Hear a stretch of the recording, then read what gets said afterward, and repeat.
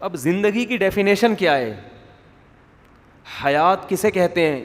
کسی کا باپ بھی ڈیفائن نہیں کر سکتا. یہ خود سائنسدانوں کو بھی نہیں پتا ہے. وہ ڈیفائن کریں گے کہ زندگی اس کا نام ہے کہ آپ کے اندر زندگی ہو. یہ کیا ڈیفینیشن؟ آپ آنکھوں سے دیکھ رہے ہیں, آپ دماغ سے سوچ رہے ہیں. کیوں سوچ رہے ہیں دماغ سے؟ کیا ہے اس کے اندر؟ یہ کسی کو پتہ نہیں ہے. بچے میں جب ماں کے پیٹ میں جان پڑتی ہے نا, تو یہ جان پڑنا ہے کیا؟ یہ کیا عمل ہوتا ہے جس سے بچہ ایک دم چلتا پھرتا, یعنی گھومنا, اور اس میں شعور بیدار ہونا شروع ہو جاتا ہے؟ یہ کسی کو معلوم نہیں ہے. بس پڑ جاتی ہے جان. یہ بتاتے ہیں کہ جیسے میں بھی بتا سکتا ہوں بھائی زندگی اس کو بولتے ہیں کہ حس, شعور ہے. تو بہت سارے مسئلے ایسے ہیں. تبھی بعض سائنسدانوں کا خیال یہ ہے کہ ہمیں کسی چیز کے بارے میں کچھ بھی نہیں پتہ ہے. یعنی بعض نے تو یہاں تک مبالغہ کیا کہ سب کچھ بھی نہیں پتہ ہے کہ یہ جو آگ جلا رہی ہے نا, آگ جلاتی ہے, آگ کا کام کیا؟ ہیٹ دیتی ہے. ہیٹ سے مالیکیول اس کے پھیلنا شروع ہو جاتے ہیں. اس سے ہم نے اندازہ لگایا ایک چیز ہیٹ ہوتی ہے. ہیٹ کیا کرتی ہے؟ پھیلاتی ہے. کیوں پھیلاتی ہے بھائی ہیٹ؟ پھیلاتی ہے, بس نظر آ رہا ہے ہیٹ سے کہ چیزیں کیا ہوتی ہیں؟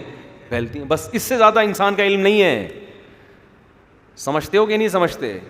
تو اس لیے بہت زیادہ جو آج سائنس کو اپنے اوپر مسلط کر لیا ہے نا, تو اتنا زیادہ سائنسدانوں کو فری کراؤ جتنا افورڈ کر سکتے ہو قیامت کے دن.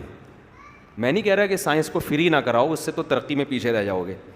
فری کراؤ, مگر ایک حد تک سائنس کو اپنا باپ بناؤ. خدا کے مقابلے میں سائنسدانوں کو لا کے نہ کھڑا کر دو بس, جیسے کہ ہمارا پڑھا لکھا طبقہ آج کر رہا ہے. اتنا سائنس کو ضرور فالو کرو کہ مائک کی آواز صحیح ہو جائے, جو کہ نہیں ہو کے دیری الفلاحیہ کی. وہ بلاؤ کہ ولید کو, یار اس کا ایکو ختم کرے, اس کا اتنی آواز گونج رہی ہے نا. اتنا تو فالو کرو, جو تجربے ہیں ان سے تو فائدہ اٹھاؤ. کہاں سے بیس بڑھانی ہے, کہاں سے وائس کو کنٹرول کرنا ہے, ایکو کہاں سے کنٹرول ہوگا, یہ چیز اتنا سائنس کا جاننا ضروری. سائنس کو خدا کے مقابلے میں لا کے, مذہب کے مقابلے میں, مذہب کے اگینسٹ لا کے کھڑا مت کرو. شکر ہے الحمدللہ. تو مذہب کے اگینسٹ لا کے نہ کھڑا کرو, کیونکہ مذہب کس نے بنایا ہے؟ اللہ نے. تو آپ اتنا زیادہ ہر چیز پہ سائنسدان یہ کہتے ہیں, سائنسدان یہ کہتے ہیں, سائنسدان یہ کہتے ہیں. 200 سال پہلے کے سائنسدان یا 300 سال پہلے کے سائنسدان جو تھے, وہ یہ نہیں کہتے تھے کہ ہم ہواؤں میں اڑیں گے, ہم یہاں سے بات کریں گے اور سیکنڈوں کے اندر آپ کی بات امریکہ پہنچ جائے گی. اگر اس وقت آپ بات کرتے کہتے یہ نہیں ممکن ہے. اور آپ کو پتہ ہے 90% سائنس کی ایجادات ایسی ہیں کہ دریافت کرنے کچھ نکلے تھے, دریافت کچھ اور ہو گیا. کائنات کے کسی راز سے پردہ اڑ گیا, نکلے کچھ اور تھے تحقیق کرنے, لیکن کسی اور چیز پر مطلع ہو گیا کہ اچھا ایسا بھی ہوتا ہے. تو اتنی پیچیدہ نالج ہے نا سائنس کی کہ اس کے بارے میں یہ دعویٰ کرنا نا کہ ہمیں بہت کچھ آ گیا ہے, یہ جاہل آدمی تو کر سکتا ہے. کوئی واقعی سائنسدان ہوگا نا, کوئی حقیقت میں سائنٹسٹ ہوگا, وہ کبھی یہ دعویٰ نہیں کرے گا. اس کی مثال سے ایک بات سمجھاتا ہوں, میرے کھوپڑی میں آئے گی. دیکھو ڈاکٹروں کی 2 قسمیں ہوتی ہیں, ایک اناڑی اور ایک پڑھے لکھے. بلکہ یوں کہہ لو کہ طب کی باتیں کرنے والے, میڈیکل سائنس کی باتیں کرنے والے دو طرح کے لوگ ہوتے ہیں, ایک ڈاکٹر اور ایک عام لوگ جو فنٹر گیری کر رہے ہوتے. جب آپ میڈیکل سائنس کی نالج کسی ڈاکٹر سے لوگے نا, تو اکثر وہ ہر چیز میں 2 چیزیں 2 رائے بیان کر رہا ہوگا. وہ کیا کہہ رہا ہوگا؟ مثال کے طور پر آپ ڈاکٹر صاحب سے پوچھو گے کہ ڈاکٹر صاحب کیا وائٹامنز لینے سے گردوں پہ اثر پڑتا ہے؟ ڈاکٹر تھوڑی دیر سوچے گا, پڑ سکتا ہے. وہ کیا کہے گا؟ میں بھی ممکن ہے. کیا ڈاکٹر صاحب جو بھی میڈیسن لے رہے ہیں سب کے گردے خراب ہوں گے؟ نہیں, امکان ہے. وہ چیز میں ڈاؤٹ پیدا کرے گا, کیونکہ اس کے بعد ریسرچ ہے نا, اس کو پتا ہے بھائی بہت سے لوگوں نے میڈیسن لی ہیں کچھ بھی نہیں ہوا, اور بہت سے 2 گولیاں کھا کے گردے برباد ہو گئے. تو یقینی طور پر ڈاکٹر صاحب چینی کھانے سے کیا آدمی مر جاتا ہے؟ چینی ہم جو کھا رہے ہیں کیا یہ وائٹ پوائزن ہے, سفید زہر ہے؟ نہیں, وہ کہہ کہ کچھ تھوڑا زیادہ ہو گیا, میرا خیال ہے سفید زہر بھی نہیں کہہ سکتے, تو کھانی چاہیے. وہ کہے گا, کوئی کہے گا کھا لیں, کوئی کہے گا نہیں کھائیں, کوئی کہے گا اچھا شوگر ہو سکتی ہے, کوئی کہے گا نہیں شوگر کے اس سے کوئی تعلق. کیونکہ ریسرچ ہے نا, اس کو پتا ہے بھائی یقینی رائے قائم کرنا بولو ممکن نہیں ہے. کیوں؟ ریسرچ ہے اس کے پاس, ریسرچ بتا رہی ہے بھائی ایسا نہیں ہے. کتنے لوگ ہیں 99 سال تک گلاب جامن ہی پہ پلے ہیں وہ, صحیح ہے نا, لڈو پہ سیٹ ہو گئے تھے وہ. 99 سال ہو گئی ان کی عمریں اور وہ سیٹ ہی لڈو پہ ہوئے ہیں, بچپن سے لڈو ہی کھا رہے ہیں, وہ نہیں مرے. تو وہ ہر چیز میں دو رائے, کہ بعض ڈاکٹروں کی یہ رائے ہے, بعض کی. ایک کینسر کے بہت بڑے اسپیشلسٹ ہیں ڈاکٹر خرم صاحب, نام لینے میں کوئی حرج نہیں, میں اکثر ان کا تذکرہ کرتا ہوں. میں نے ان سے پوچھا یہ فارمی چکن سے سنا ہے کینسر ہو رہا ہے, یہ جو ہم اتنی مرغیاں کھا رہے ہیں؟ انہوں نے کہا کہ تھوڑی سوچ میں پڑ گئے, نہیں ابھی تک کوئی ایسی کوئی تحقیق تو نہیں ہے. میں نے کہا کیا مطلب بالکل آنکھ بند کر کے پھر فارمی چکن پھوڑیں؟ انہوں نے کہا نہیں, احتیاط کریں تو بہتر ہے تو بہرحال ایک مصنوعی دیسی کھا لیں زیادہ اچھا ہے. ریسرچ کوئی ایسی خاص ابھی تک ہے نہیں, بہرحال دیسی یہ ان کی تحقیق.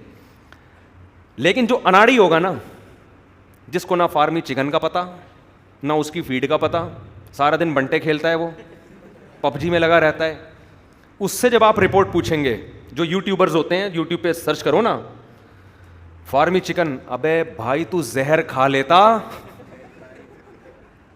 یہ فارمی چکن سے زیادہ بہتر ہے. کینسر کھا رہا ہے تو کینسر. اچھا حکیم صاحب, یہ جو بھی, کیونکہ فراڈیوں میں حکمت کے نام پہ فراڈی بہت ہیں, حکیم صاحب یہ سفید چینی وائٹ پوائزن ہے کیا سفید زہر ہے؟ کہے گا زہر تو ہلکا لفظ ہے اس کے لیے. ایک حکیم صاحب تھے, صحیح حکیم کی بات نہیں کر رہے جو 2 نمبر ہوتے ہیں, کسی نے پوچھا کہ میں چائے پیتا ہوں, انہوں نے کہا کہ وہ گندگی کی طرف نام جو ممبر پہ لینا منع, یار وہ کھا لو زیادہ اچھا ہے چائے پینے سے. ٹھیک ہے بھائی, نقصان دہ ہے. تو یہ وہ لوگ ہوتے ہیں جن کی ریسرچ علم نہیں ہے نا, تو جو بات بیان ہوگی اس میں مبالغہ بہت زیادہ, کیونکہ تحقیق تو ہے نہیں, کچھ وہاں سے سنا, کچھ پولیو کے قطروں سے یہ برباد ہو گئی صحتیں, پولیو اور فلانا, اور ایسی بڑے بڑے پھینکو یوٹیوب پہ پڑے ہوئے ہیں کہ آپ کی سوچ ہوگی. اور یہ 99% پھینکوؤں میں پاکستان سرے فہرست پر. صحت کے حوالے سے بات کرنی ہو, مذہب کی بات کرنی ہو, تو مذہب میں بھی خوب سمجھ لو, جس کے پاس مذہب کی نالج بہت زیادہ ہوگی, وہ جب کوئی مسئلہ بیان کرے گا نا, اختلافی مسئلہ, تو وہ کہے گا یار اس طرف بھی دلائل ہیں اور دلائل اس طرف بھی ہیں. رفع الیدین کی بات آئے گی, کہے گا یار ہاں رفع الیدین کی بھی حدیث ہیں. اچھا نہ کرنا کیسے کہہ رہے ہیں, ہاں بعض صحابہ اس کے بھی قائل ہیں, اس پر بھی اپنے دلائل ہیں, کیونکہ اس کا علم کامل ہے نا. تبھی تو مجتہد میں اختلاف ہوا کہ دلائل دونوں طرف تھے نا, تو کسی نے اس کو لے لیا, کسی نے اس کو لے لیا. اچھا جی مفتی صاحب یہ زور سے آمین آہستہ آمین, یار اگر وہ حنفی ہوگا تو کہے گا بہتر ہے آہستہ آمین, کہ اگر کسی نے زور سے کہہ لیا تو کہ کوئی کچھ چھت نہیں گرے گی, قیامت نہیں آئے گی. ٹھیک ہے,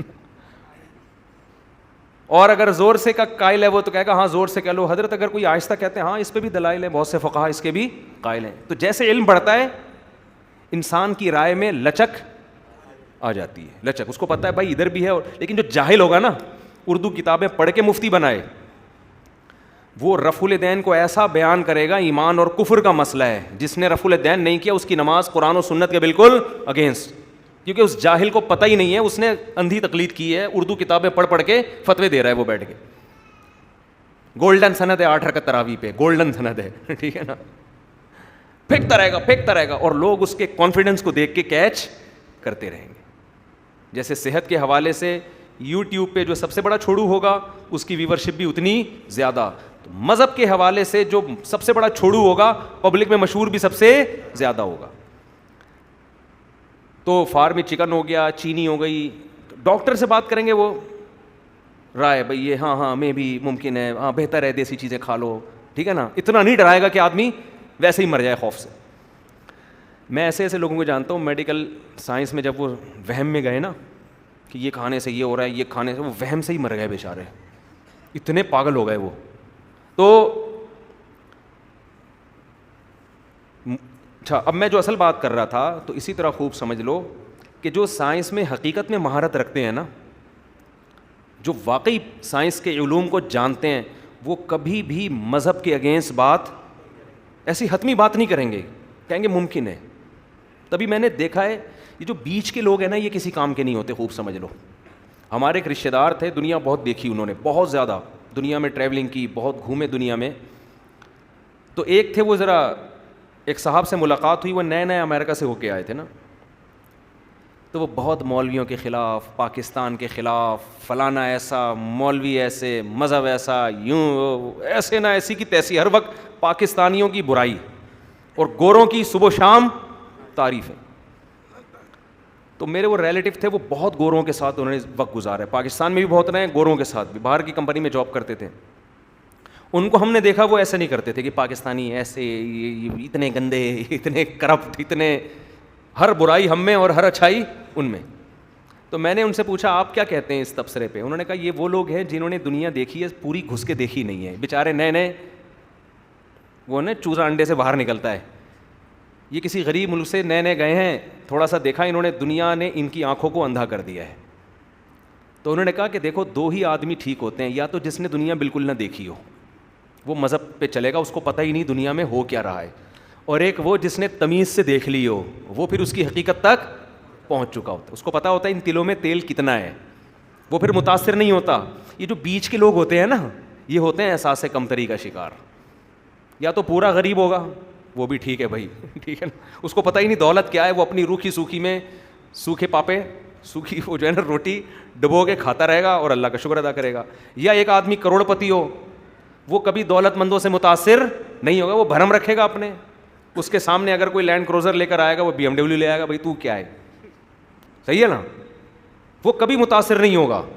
جیسے میں 2-3 شادیوں والے سے کبھی متاثر نہیں ہوتا. لوگ آ رہے تھے میری شادی ہوئی ہے، کچھ اور بات کر ہمارے سامنے، شادی ہوئی ہے، ہماری ہوتی رہتی ہے، تم پتہ نہیں کیا بات کر رہے ہو. تمہارا بیچارہ متاثر ہوگا یار اس کی شادی ہو گئی اور میری شادی نہیں ہوئی. ہمارے سامنے کوئی شو مارتا ہی نہیں ہے کہ میری شادی ہوئی. میں بولتا ہوں بہت دفعہ ہوئی ہے، یہ کون سا نیا کام ہو گیا. ٹھیک ہے، تو جو شادی شدہ شو مارے گا کمارے کے سامنے مارے گا، ہمارے سامنے نہیں مارے گا. ابھی کل میں بیٹھا ہوا تھا پنجاب میں، کسی نے بچوں کی بات آ گئی نا، اتنے بچے ہیں، میں نے کہا آپ میرے کتنے، آپ مجھ سے پوچھا آپ کے، میں نے کہا کہ اتنے، بس وہاں سے موضوع کیا ہو گیا چینج. ٹھیک ہے، تو ایک ٹھیک اچھا مالدار آدمی ہوتا ہے، وہ کسی سے متاثر نہیں ہوتا. اکثر آپ نے زیادہ مالداروں میں دیکھا ہوگا وہ سادہ مزاج ہوتے ہیں، شادیاں ان کی سادگی سے ہو جاتی ہیں، سمجھ رہے ہیں نا، کیونکہ ان کو پیسوں کی نمائش کی ضرورت نہیں ہوتی. بہت زیادہ دھوم، ہم نے متوسط لوگوں کی شادیاں دیکھیں جن میں دین نہیں ہے، اتنا ڈھول ڈھمکا کرتے ہیں، بڑے بڑے فنکاروں کو بلا کے نچوائیں گے، پوری دولت ایک رات میں اڑا دیں گے. کیوں؟ انہیں یہ بھرم دکھانے ہوتے ہیں کہ ہمارے پاس بھی پیسہ ہے، شو مارنے کے لیے نا، تو خام ہمیں چھچوری حرکتیں کرنا شروع کر دیں گے. تو زیادہ دولت ہے تو وہ آدمی وہ کہتا ہے مجھے کیا ضرورت ہے، وہ پٹ پٹی پہ گھوم رہا ہوگا، ٹھیک کہ ضرورت کیا ہے شو مارنے کی. تو یاد رکھو ہمارا جو یونیورسٹیوں کا طبقہ ہے نا، یہ متاثر ہو رہا ہے یہاں کے پروفیسروں سے، جو بالکل فارغ بھی نہیں ہے، ان کے پاس ویسی نالج بھی نہیں ہے جیسے گوروں کے جو اسکالرز ہیں نا ان کے پاس نالج ہے.